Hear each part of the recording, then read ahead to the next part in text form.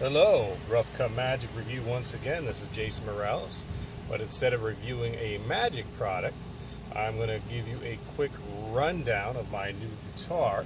I don't normally do other type of reviews, but this is a Epiphone SG 1966, I believe the G400 model.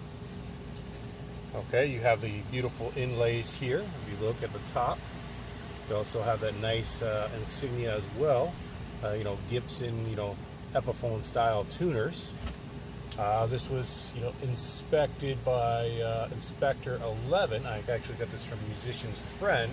It was all set to go. However, reviews on Musician's Friend, a lot of people were leery of Inspector 25. So, I was keeping my fingers crossed when I'd order that.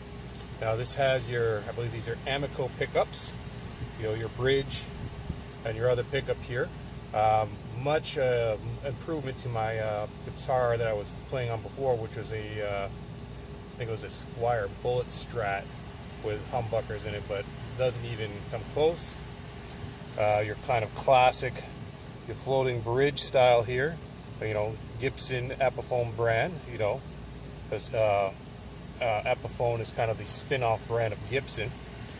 Beautiful finish, gloss neck on this. Also, you got your two-tone knobs and volume, but you can also split. If you have push-pull, you can split the pickup so you can get single coil sounds as well. I'm not probably going to play here for you plugged in because I got a little kitten that I am temporarily fostering so I can find a home for it, so I don't want to scare the kitten. But the neck feels really good. It was all set up for me. I didn't have any intonation problems, any fret buzzing. When I am plugged in, I'm playing through what am I playing through? A PV Viper VIP 1 amp, but the smallest of the bunch. But giving situation, that's a perfect little starter amp. A couple different sounds there. Maybe I'll do a review on the amp later on. But absolutely loving this guitar because it actually inspired me to play. Actually, enough where I've actually gotten calluses back on my fingers. Where the other guitar, I was just kind of looking at it like, meh. So you at least have to want to play your instrument, and I feel the quality and craftsmanship here. I believe everything's made out of mahogany. I could be wrong, but just to feel the weight of it is really good. I believe it's 22 frets on here. When I did do the unboxing, it did come with a bumper sticker, a Epiphone poster, owner's manual, and of course a little Allen wrench to adjust the truss rod in case there was any issues there. However, did not come with a case. Probably free up some money and actually get a hard shell case for this next month. Right now I only have it in a gig bag, but I think for the craftsmanship of this, the amount of guitar you're getting for the money, that I'm going to invest in getting a hard shell case because I don't want to drop this bad boy. The guitar itself, I got it on Musician's Friend right now for $349, but I have seen it upwards of $469. I think is the max I've seen this guitar sell for. Usually they come in about $399 to $419, but I have seen it as high as $469. Now this was made in China, but I'm not going to complain. A very well made guitar. I've had another guitar made overseas before. Had to get rid of it at one point because I needed some rent money, and that one I think was a Samick copy of a Les Paul. Other than an issue with the selector switch, that was also a good quality guitar for being overseas and being kind of modeled after the Gibson brand. Weight of the guitar, like I said, is good. Plays really nice. Your access to the fretboard is really good. And then of course, obviously, why did I choose this particular kind of guitar? You know, it comes down to, you know, getting the guitar for the money, but I'm also, you know, an AC/DC fan, a Black Sabbath fan, Stone Temple Pilots, and a Doors fan. Well, guess what?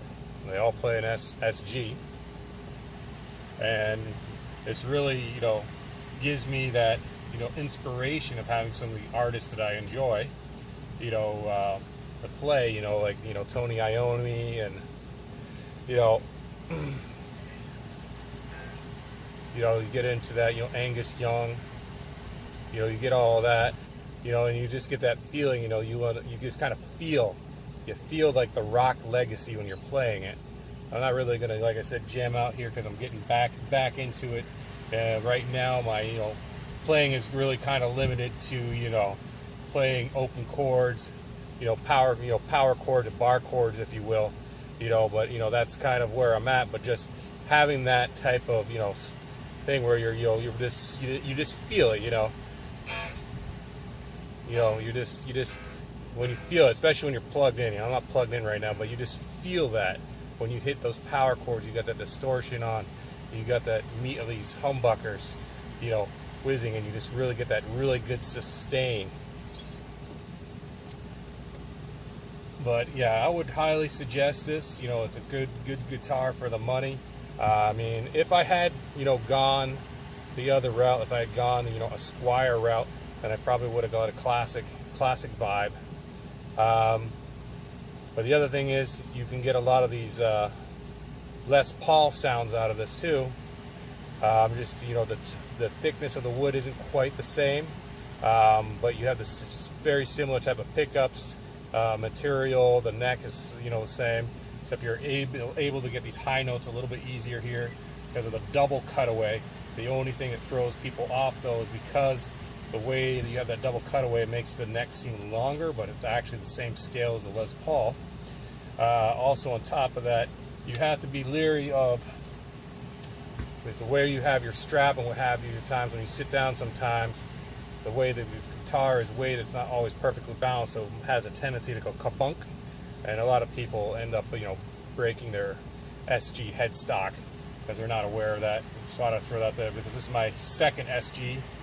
I had one before. I thought it was a Gibson, but actually it was a Epiphone, I believe, standard, like really cheap standard, that somebody had broken the neck and headstock off of, and they had put a completely random neck, and then somehow were able to piece together a Gibson headstock, but it wasn't actually a Gibson SG. It was a Epiphone SG, but it had seen its better day. It only had, you know, one volume knob and one tone knob on there. But yeah, absolutely, this is an amazing guitar for the money. I would highly suggest it. I mean, I'm going to keep working on my playing. I may, at another point, even though I do Magic reviews, review my amp, and just for the heck of it, review my other guitar. And you might say, well, why are you going to do this on a Magic review? There's a lot of magicians that are also musicians. You know, I think like John Gustafaro, there's a Mentalist. I want to see Peter Turner, but that might be the other guy. I think that might be his name, because there's the Mentalist. I think his last name is Turner. Mentalist, and Jason. There's another Jason. It's Jason L. I can't think of his name right now, but there's just a lot of you know, magicians that are also into music, and you know, they do other stuff too, like gaming, stuff like that. So they might, you know, magic is their passion, but they also are into other things, and some of them happens to be music. So I'm just kind of throwing this out there. But another point, maybe I'll throw up a video on Instagram when I'm not, you know, fostering a kitty here. Or maybe just, you know, maybe a quick something of me playing on Instagram where I'm actually plugged in. You're able to hear something. Anyways, this was Jason Morales for the Rough Cut Magic review. Please like, share, subscribe, and on a star rating for these Epiphone SG G400 1966 limited edition, I'm going to give it 5 out of 5 stars. It is a excellent beginner to intermediate guitar for the money. Absolutely beautiful, plays nice, and I am absolutely in love with it. Thank you for watching, and have a good one.